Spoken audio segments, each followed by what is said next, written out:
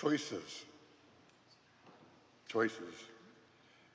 There's a study out that says that most people will grasp onto a negative thought or event and internalize it before realizing what their reactions and feelings are, then dwell on them for a long time.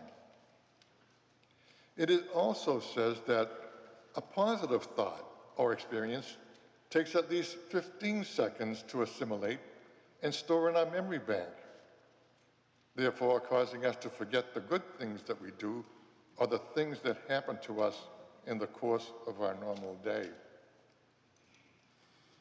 In the first reading, Sirach says, if you choose, you can keep the commandments.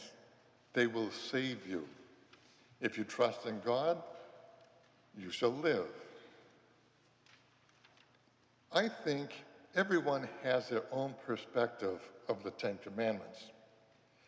And some of us may see them as something punishable by God, who is just looking for us to sin so he can throw us into hell forever. Or by seeing them as a guideline God gave us to grow in love with him and with all of humanity. For me, at this time of my life, I am just now beginning to understand how and why the commandments are so important for us to follow in order to build relationships. It is really obvious our most important relationship is with God.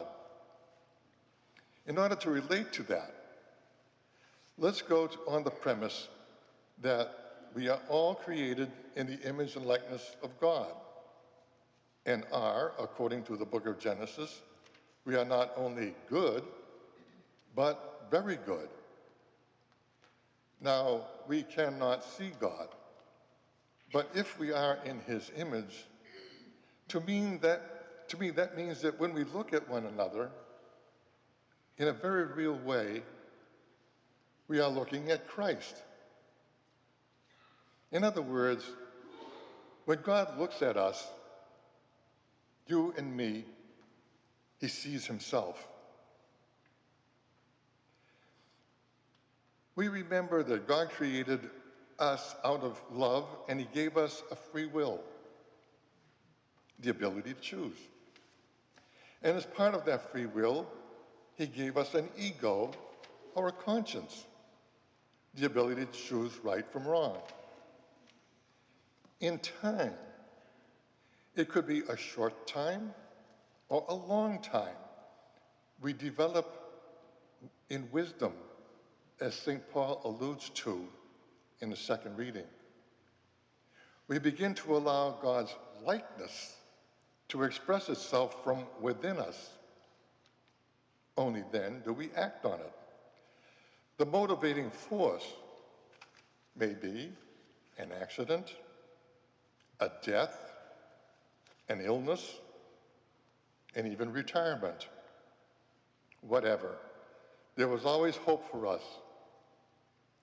For me, I believe that we may have committed all those sins expressed in the gospel message.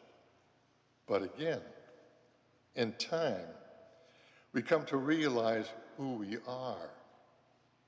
Then, our old attitudes of self-gratification give way to being more aware of our mistakes of the past, and like the prodigal son, accept the love of God for us, and we return it by caring for the hungry, caring for the sick and lonely, for the homeless, for those who are shut in, and for those who need an ear to listen to their strife and to walk in their shoes with them.